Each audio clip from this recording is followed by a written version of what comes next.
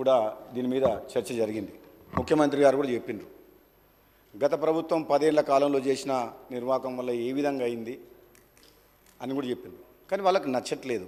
అయినా నేను కాంట్రవర్సీ వాళ్ళని విమర్శించాలని చెప్పేసి నాకు ఆ ఉద్దేశం లేదు. కానీ కొన్ని వాళ్ళు నిర్లక్ష్యంగా బాధ్యతారహితంగా తీసుకున్న నిర్ణయాల వల్ల ఈరోజు పవర్ సెక్టర్ అంతా డోల్ డ్రమ్స్లో అయిపోయింది.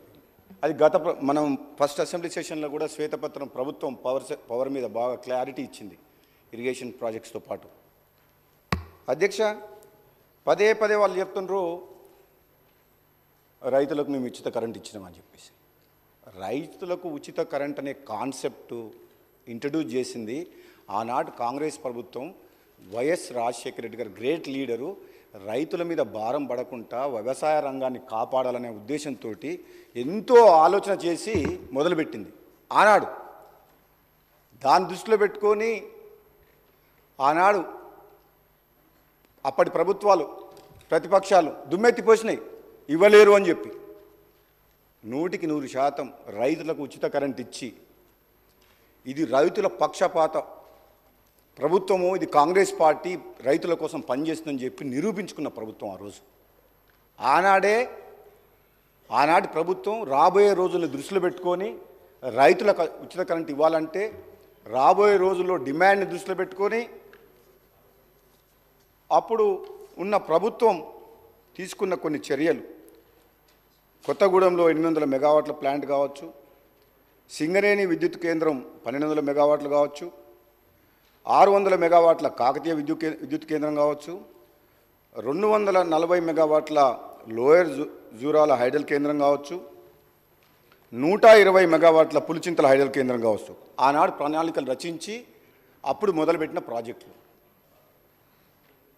మొత్తం తెలంగాణ ఏర్పడే నాటికే 2960 మెగావాట్ల విద్యుత్ ఉత్పత్తికి అవసరమైన పనులు అప్పుడే స్టార్ట్ చేశారు అధ్యక్ష. ఇంకో విషయం ఏంటంటే తెలంగాణ ఇచ్చిన కాంగ్రెస్ పార్టీ ఆనాడు యూపీఏ ప్రభుత్వం కూడా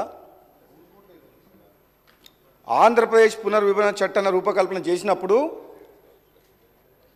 తెలంగాణ ఉద్యమంలో ఆత్మ బలిదానులు చేసుకున్న అమరుల కళను సాకారం చేయాలంటే రాష్ట్రం ఏర్పాటు అయితే జనాభా నిష్పత్తి ప్రకారం అయితే ఆస్తుల పంపకం విషయంలో 58.32% ఆంధ్రప్రదేశ్కు, 41.68 తెలంగాణకు. అదే విద్యుత్ ఉత్పత్తి విషయంలో రాష్ట్రం ఏర్పడిన నాటికి తెలంగాణలో సంక్షోభం అన్న విద్యుత్ రంగంలో రావచ్చని చెప్పి దృష్టిలో పెట్టుకొని 53.89 తెలంగాణ రాష్ట్రానికి విద్యుత్ విభజన చట్టంలో న్యాయం జరగాలని చెప్పి చేయడం జరిగింది అధ్యక్ష.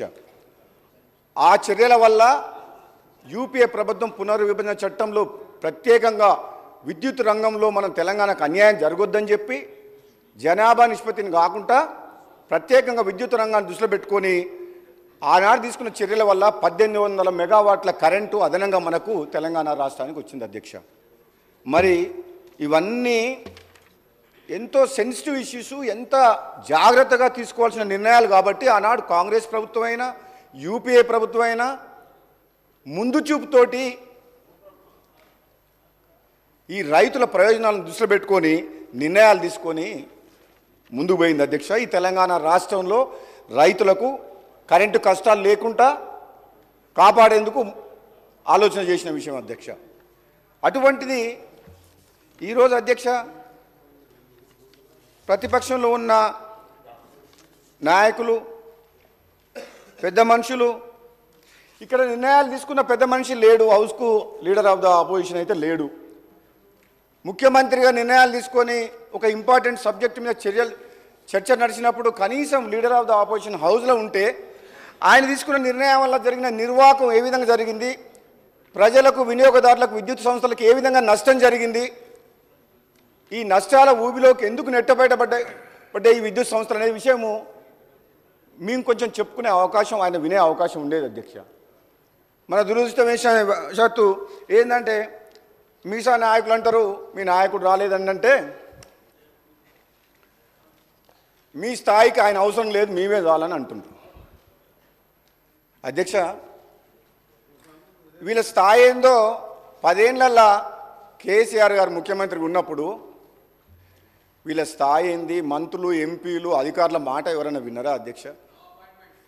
నో అపాయింట్మెంట్, ఒంటెద్దుపోకడా, నిజం ఉన్నది ఉన్నట్టు అట్లా కాదు ఇట్లా అని చెప్పే అవకాశం వీళ్ళకి ఎవరికైనా ఇచ్చిండా అధ్యక్ష? ఆయన అంత దమ్ము ధైర్యం వీళ్ళకు లేదు, ఆయన వినేవాడు కూడా కాదు. అటువంటి పరిస్థితి ఉన్న మనిషి, పెద్ద మనిషి, లీడర్ ఆఫ్ ద ఆపోజిషన్ ఉండి కూడా సభకు రాకుండా ఒక ఇంపార్టెంట్ సబ్జెక్టుల మీద చర్చ నడిచినప్పుడు లేకుండా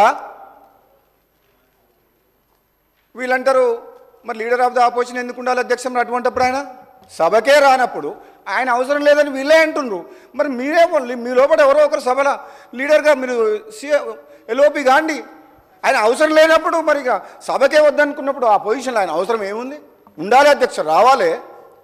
ఆయన చేసిన మంచి పనులుంటే ఈ కాంగ్రెస్ ప్రభుత్వం ఈరోజు రైతులు 2004లో ఆశీర్వదించినట్టు మళ్ళీ 2023లో కూడా రైతులు నమ్మకంతో కాంగ్రెస్ పార్టీ మళ్ళీ అధికారంలోకి వస్తే మాకు మా ప్రయోజనాలు మమ్మల్ని కాపాడుతారన్న నమ్మకంతో ఈరోజు రైతులు మాకు అధికారం ఇచ్చిండ్రు. అంటే రైతులకు కాంగ్రెస్ పార్టీ ప్రభుత్వం మీద, కాంగ్రెస్ పార్టీ మీద, రాహుల్ గాంధీ నాయకత్వం మీద, సోనియా గాంధీ గారి నాయకత్వం మీద అంత నమ్మకం ఉంది అధ్యక్ష. వాళ్ళ అధికారంలో మేము వచ్చినప్పుడు మేము ఏం చెప్తున్నాం? మేము తీసుకున్న నిర్ణయాలు ఏంది? మరి మీ 10 ఏళ్ళు మీరు ప్రజల అవకాశం ఇస్తే మేమేమేం పొరపాట్లు చేసిండ్రు? ఒకవేళ పొరపాట్లు చేసిన దాని మీద కూడా ముఖ్యమంత్రి గారు కూడా కమిషన్ ఏర్పాటు చేసిండ్రు. మళ్ళీ సుప్రీంకోర్టు ఇన్వాల్వ్ అయ్యి జడ్జిని, కొత్త జడ్జిని అపాయింట్ చేయమన్నారు. ఎంక్వైరీలు చేస్తున్నాం. కానీ మేము చెప్పే మంచిది ఏదైనా ఉంటే, మీ సూచనలు కూడా మీరు ఏదైనా మంచి చెప్తే మీరు వినండి, ఓపికతోటి సమర్థించండి, సపోర్ట్ చేయండి. యాజ్ ఏ అపోజిషన్గా ప్రజలకు మేలు చేసే విషయంలో, కరెంటు విషయంలో, ఇటు విద్యుత్ అనేది డొమెస్టిక్ కావచ్చు, ఇండస్ట్రియల్ కావచ్చు, కమర్షియల్ కావచ్చు, అగ్రికల్చర్ కావచ్చు, 4 సెక్టార్లని కాపాడాల్సిన బాధ్యత ఈ ప్రభుత్వం మీద ఉంది. కరెంటు లేని 10 నిమిషాలు కూడా ఉండలేము. గంట సేపు నీళ్ళు లేకుండా ఉండగలుగుతాం అధ్యక్ష. ఈ హౌస్ కూడా 10 నిమిషాలు కూడా 5 నిమిషాలు కూడా నడవదు అధ్యక్ష. కరెంట్ లేకపోతే మనం ఏ పని ముందుకు పోలేము. అటువంటి కరెంటు విషయంలో మీరు తీసుకున్న నిర్ణయాల విషయంలో మీరు ఏదన్నా చెప్తే కొంచెం ఫ్రస్ట్రేషన్ ఉండకండి. బయట కూడా ప్రెస్ మీట్లు పెట్టి ప్రభుత్వం మీద దుమ్మెత్తి పోస్తారు అధ్యక్ష. చేసిన తప్పులు చాలవని చెప్పి ఇంకా ఉల్టా మేము ఇప్పుడు ఆ విద్యుత్ రంగాన్ని ఏ విధంగా నష్టాల ఊబి నుంచి బయటికి తీసుకొచ్చి గాడిలో పెట్టి వినియోగదారులందరికీ తక్కువ ధర కరెంట్ ఇవ్వాలని మేము ఆలోచన చేస్తున్నాం. ఒక పాజిటివ్ థింకింగ్ తోటి, కన్స్ట్రక్టివ్ థింకింగ్ తోటి ముందుకు పోతున్నాం. ఒకవేళ మీరేమైనా మిస్టేక్ చేస్తే తప్పును ఒప్పుకోండి. మేమేమైనా తప్పు నిర్ణయాలు తీసుకుంటే మాకు చెప్పండి, మేము ఫాలో అవుతాం 100%. కానీ అది లేదు. మరి ఎందుకంత ఫ్రస్ట్రేషను? ఆ ఫ్రస్ట్రేషన్లో ఉండి ఇంకా నష్టం చేయాలని చూస్తున్నారు. సభలో కానీ బయట కానీ దయచేసి ప్రతిపక్ష సభ్యులు అందరూ కూడా ఏం కోరుతున్నారంటే, నిన్న కూడా గౌరవ మాజీ మంత్రులు జగదీశ్వర్ రెడ్డి గారు కూడా ప్రెస్ మీట్ పెట్టి విద్యుత్ శాఖ మంత్రిగా పనిచేసిన అధ్యక్ష. ఆయన అంటే గౌరవం ఉంది, సభ్యులు, సీనియర్ నాయకులు. కానీ ఇష్టం వచ్చినట్టు మాట్లాడడం ముఖ్యమంత్రి గారి మీద, ప్రభుత్వం మీద ఎందుకు అవసరం అధ్యక్ష? ఇది 10 ఏళ్ల పాటు మీకు అవకాశం వచ్చింది. కొన్ని మంచి పనులు చేసిండ్రు, కొన్ని తెలిసి తెలవక తప్పులు చేసిండ్రు. విద్యుత్ రంగంలో కావచ్చు, ఇరిగేషన్ ప్రాజెక్టు కాళేశ్వరం విషయంలో కావచ్చు, అది ప్రజలందరికీ అర్థమైపోయింది. అక్కడ కూర్చున్నారంటేనే, మిమ్మల్ని అక్కడ పంపించినారంటేనే అర్థమైంది ప్రజలు మార్పు కోరుకుంటారు. మేము అనుకున్న స్థాయిలో మాకు అభివృద్ధి జరగలేదు, న్యాయం జరగలేదు, తెలంగాణ వచ్చిన తర్వాత కూడా మా బతుకులు మారలేదు. కాబట్టే తెలంగాణ ఇచ్చిన కాంగ్రెస్ పార్టీకి అధికారంలో ఇచ్చి మమ్మల్ని ఇటుపక్క కూర్చోబెట్టిండ్రు. దాన్ని బ్రాడ్గా ఆలోచించి అర్థం చేసుకొని ఇప్పుడు మీరు ప్రతిపక్షంలో ఉండి ఏ విధంగా ఒక ఉత్తమ విమర్శకులుగా ఉండి ఈ ప్రభుత్వానికి ఎట్లా సహకరించాలన్న ఆలోచన చేయాలి తప్పితే ప్రతిదాన్ని మేము చెప్పిన దాన్ని పొలిటికలైజ్ చేసి రాజకీయ ప్రయోజనాల కోసం ఈ సభను వాడుకోవద్దు అధ్యక్ష. ఈ సభల ప్రభుత్వం వచ్చినప్పటి నుంచి ఎప్పుడు కూడా ఉపన్యాసాలు ఇచ్చి ఆచరణకు అమలుకు సాధ్యం కాని మాటలు కూడా చెప్పడం ఇంతవరకు మేము చేయలేదు. బడ్జెట్లో కూడా గౌరవ ఉప ముఖ్యమంత్రి గారు మా పవర్ మినిస్టర్ 16,000 కోట్ల రూపాయల బడ్జెట్ పెట్టి పవర్ సెక్టర్కు తప్పకుండా రైతుల ప్రయోజనాలని అన్ని వర్గాల ప్రయోజనాలను కాపాడి ఈ పవర్ సెక్టర్ని కాపాడి గాడిలో పెడతామని చెప్తుంది అధ్యక్ష. మీరు ఈరోజు చాలామంది మాట్లాడేది ఉందన్నారు, తక్కువ సమయం తీసుకోమన్నారు. ఏం బాధలేదు అధ్యక్ష, ఎందుకంటే మిగతా సభ్యులందరూ మాట్లాడాలి కాబట్టి నేను ఎక్కువ సమయం తీసుకున్నాను అధ్యక్ష. కానీ ఇది very very very very important subject అధ్యక్ష. పవర్ సెక్టర్, ఈ పవర్ సెక్టర్లో గత 10 ఏళ్ల కాలంలో ఒక పెద్ద పెద్ద నిర్ణయాలు, ఉదాహరణకు అధ్యక్ష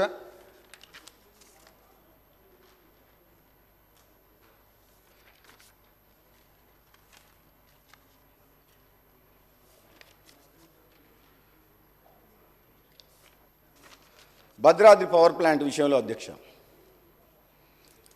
వీళ్ళు భద్రాద్రి పవర్ ప్లాంట్ స్టార్ట్ చేసిండ్రు. మేము ఇంతకుముందుకు చెప్పినట్టు 2960 మెగావాట్ల ప్లాంట్లు తెలంగాణ వచ్చే నాటికి ప్రాసెస్లో ఉన్నాయి, ప్రోగ్రెస్లో ఉన్నాయి, కంప్లీట్ అయినాయి.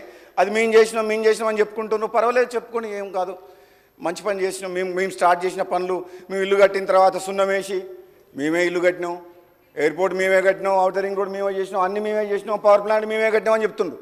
మీ మొదలుపెట్టి 90% కంప్లీట్ అయిన కల్వకుర్తి ప్రాజెక్టు, కొన్ని ఇరిగేషన్ ప్రాజెక్టులు కూడా మేము చేసినామని మా అకౌంట్లు. పర్వాలేదు, మాకు దాని విషయంలో కూడా మేము డిస్ప్యూట్ చేయదలుచుకోలే. మా ప్రభుత్వంలో మొదలుపెట్టి దాదాపు పూర్తిగా వచ్చిన ప్రాజెక్టులు, పవర్ ప్రాజెక్టులు, ఆ ప్రాజెక్టులు అన్నీ కలిపి మీరు వేసుకొని చేస్తే మంచిదే, రాష్ట్రానికి మేలు జరిగింది కాబట్టి మేము దాంట్లో డిస్ప్యూట్ చేస్తున్నాం. కానీ మీరు వచ్చిన తర్వాత మొదలుపెట్టిన పవర్ ప్లాంట్లు, ముఖ్యంగా పవర్ సబ్జెక్టులో భద్రాద్రి పవర్ ప్లాంట్ అధ్యక్ష స్టార్ట్ చేసే సమయానికే, ఆ ప్లాంట్ కన్స్ట్రక్షన్ స్టార్ట్ అయ్యే సమయానికే సూపర్ క్రిటికల్ టెక్నాలజీ అవైలబుల్ ఉంది మార్కెట్లో. దాని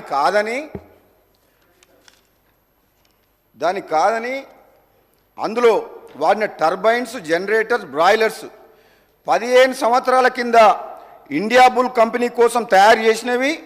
ఆ కంపెనీ మూతపడడం వల్ల, కాలం చెల్లిన వాటిని వినియోగించడం వల్ల ఎటువంటి సమస్యలు వచ్చినాయంటే అధ్యక్ష, ఈ మధ్యన నేను ఒక రిపోర్ట్ చదివిన, సంబంధిత చీఫ్ ఇంజనీర్ గారు, ఆ ప్లాంట్ హెడ్ పై అధికారులకు రాసిన లేఖలో 4 యూనిట్లు ఉంటే 270 megawatts into 4 units 1080 megawatts power ప్లాంట్లో ఎప్పుడు ఏదో ఒక యూనిట్ తరచుగా షట్ డౌన్ అవుతుంది. బికాస్ అవుట్డేటెడ్ టెక్నాలజీ వాడినరు. మళ్ళీ లేటెస్ట్ టెక్నాలజీ అవైలబుల్ ఉంది, 1000 కోట్లు ఖర్చు పెట్టిండ్రు, ప్రాజెక్ట్ కాస్ట్ పెరిగింది. అయినా కానీ ఈరోజు అది ఎట్లా అంటే, ఇప్పుడు 2 సంవత్సరాల కింద స్టార్ట్ అయిన ప్లాంట్ అది. ఆ సి గారి రిపోర్ట్లో ఏం రాసిందంటే, ఇది 2 years ఓల్డ్ ప్లాంట్ లాగా పనిచేయట్లేదు, 10 to 15 years కింద కన్స్ట్రక్షన్ చేసిన ప్లాంట్ లాగా బిహేవ్ చేస్తుంది. అంటే ఎప్పుడు ఏదో ఒక ప్రాబ్లం వస్తుంది, మెయింటెనెన్స్ ప్రాబ్లం అని చెప్పి చాలా క్లియర్గా అఫీషియల్గా పేపర్ మీద లెటర్ ఇచ్చిన అధ్యక్ష. అంటే ఎంత బాధ్యతారహితంగా తీసుకున్న నిర్ణయాల వల్ల ఎన్ని వేల కోట్ల అధ్యక్ష, అది 7,290 కోట్ల ప్రాజెక్టు క్యాపిటల్ కాస్ట్, అది 10,616 కోట్లకు పెరిగింది, 43% ఇంక్రీజ్ అయింది. అంటే డబ్బులు వృధా చేసిండ్రు. పోనీ డబ్బులు పెడితే ఎక్కువ, ప్రజల సొమ్ము అసలు వృధా చేయకూడదు, ప్రతి రూపాయి ఆలోచించి ఖర్చు పెట్టాలి అధ్యక్ష. మన సొంత కుటుంబం అయితే మనకున్న బడ్జెట్లో మన ఫ్యామిలీని ప్రతి పైసా ఆలోచించి ఏ విధంగా ముందు పోతాం అధ్యక్ష. ఈ తెలంగాణ రాష్ట్ర ముఖ్యమంత్రి, ఆనాటి ప్రభుత్వము ఈ ప్రయాసొమ్ముని కష్టపడి 1000 మంది యువకులు ఆత్మ బలిదానం చేసుకున్న తెలంగాణలో ఎంత బాధ్యతారహితంగా నిర్ణయాలు తీసుకోవాలి అధ్యక్ష. ఈ రాష్ట్ర ప్రయోజనాల కోసం ప్రతి పైసా కాపాడాల్సిన ప్రభుత్వ సొమ్ముతోటి విచ్చలవిడిగా నామినేషన్ బేసిస్లో వర్కులు ఇచ్చింది బిహెచ్ఎల్కు. ఇచ్చేసి ఎక్కువ రేట్లకు, అది ప్రభుత్వ సంస్థ అంటారు, తద్వారా బిహెచ్ఎల్ ద్వారా వాళ్ళు అనుకున్న మనుషులకు ఎక్కువ రేట్లకు సబ్ కాంట్రాక్ట్లు ఇచ్చింది. బిహెచ్ఎల్ వర్క్ కాక బ్యాలెన్స్ వర్క్స్ని జెన్కో ద్వారా కూడా ట్రాన్స్పరెంట్, పారదర్శకత లేకుండా, టెండర్ సిస్టమ్ ప్రాసెస్ ఫాలో కాకుండా ఇష్టమున్న వ్యక్తులకు ఇష్టమున్న రేట్లకు ఇచ్చేసి అడ్డగోలుగా వ్యవహారం చేసింది అధ్యక్ష. మరి మాట్లాడొద్దనంటే మేము మంచి పనులు చేయాలని ఉన్నాం, ముందుకు పోవాలని ఉన్నాం కన్స్ట్రక్టివ్ థింకింగ్ తోటి. మేము ఇటువంటి పోయే ప్రక్రియలో భాగంగా గత ప్రభుత్వం చేసిన నిర్వాహకాన్ని కూడా ఎక్కడెక్కడ మిస్టేక్ జరిగినాయి, ఎందుకు జరిగినాయి, హ్యూమన్ ఎర్రర్ ఎక్కడ, కావాలని స్వార్థపూరిత రాజకీయాల కోసమో స్వార్థం కోసమో సెల్ఫిష్ ఇంట్రెస్ట్ల కోసం చేసిన తప్పుల్ని ఈ తెలంగాణ సమాజానికి ప్రజలకు మీ ద్వారా తెలియజేయాల్సిన అవసరం మాకుంది అధ్యక్ష. మేము ఎన్ని బాధలు పడుతున్నామో ఈరోజు ఈ రాష్ట్రం అధికారంలోకి వచ్చిన తర్వాత కిరీటం వచ్చిందని చెప్పి మేము సంతోషపడతలేము అధ్యక్ష. ప్రభుత్వం వచ్చింది, అధికారంలో వచ్చిందంటే ఒక బాధ్యతగా ఈ ప్రభుత్వం, కాంగ్రెస్ పార్టీ ప్రభుత్వం ప్రతి విషయంలో చిన్న విషయమైనా సరే చాలా ఆలోచించి నిర్ణయాలు తీసుకొని ముందు పోతున్న తరుణంలో వాళ్ళు చేసిన నిర్వాహకం గురించి మేము ప్రజలకు చెప్పకపోతే అది మా తప్పు అవుతుంది. మేము చేతగానే వాళ్ళం అయిపోతాం, మేము చెప్పలేని వాళ్ళం అయిపోతాం. గత ప్రభుత్వం చేసిన పాపాలు, మంచి పనులు కూడా చెప్తాం అధ్యక్ష. వాళ్ళు చేసిన ఏదైనా మంచి పని ఉంటే కూడా మేము చెప్తాం. కేసీఆర్ కిట్ ఇచ్చిందంటే బాగుందని చెప్పినాం. కొన్ని విషయాల్లో మేము ఎక్కడ కూడా వాళ్ళు కూడా రాజశేఖర రెడ్డి గారిని ఆరోగ్యశ్రీ పథకం బాగుందని చెప్పి కేసీఆర్ గారు మెచ్చుకున్నారు. తెలంగాణ ఇచ్చిన సోనియా గాంధీని మెచ్చుకున్నారు, దేవత అని అన్నారు. కానీ మేము కూడా చెప్తున్నాం, మీరు చేసిన నిర్వాహకం వల్ల జరిగిన నష్టాన్ని ప్రజలకు వివరిస్తాం. తప్పకుండా ఏదైతే కమిషన్ ఏర్పాటు చేసిండ్రో త్వరలోనే కొత్త జడ్జి అపాయింట్మెంట్ అయ్యి కంప్లీట్ డీటెయిల్గా ఇన్వెస్టిగేషన్ అయితే అధ్యక్ష. అందులో ఎటువంటి అనుమానం లేదు. వాళ్ళు సభలో గొడవ చేసినంత, బయట మాట్లాడినంత మాత్రాన చేసిన పాపాలు కడుక్కుంటామంటే అంత ఈజీ కాదు అధ్యక్ష. ఇది రెండోది అధ్యక్ష, అది చిన్నది. రెండోది మీ అందరికీ తెలుసు, మా జిల్లాల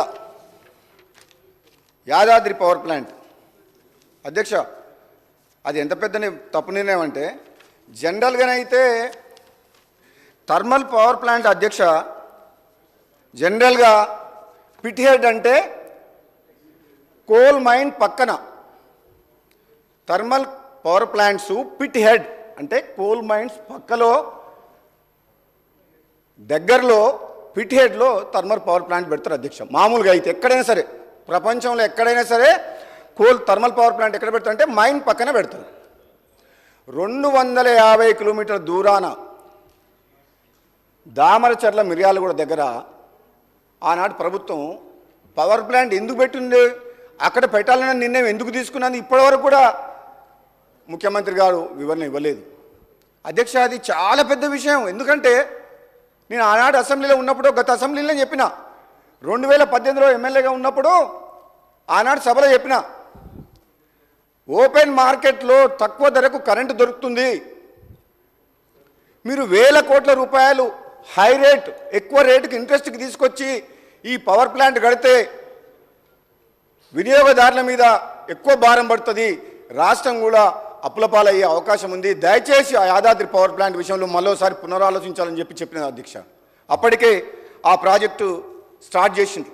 అసెంబ్లీలో మాట్లాడిన అధ్యక్ష, ఆన్ రికార్డ్,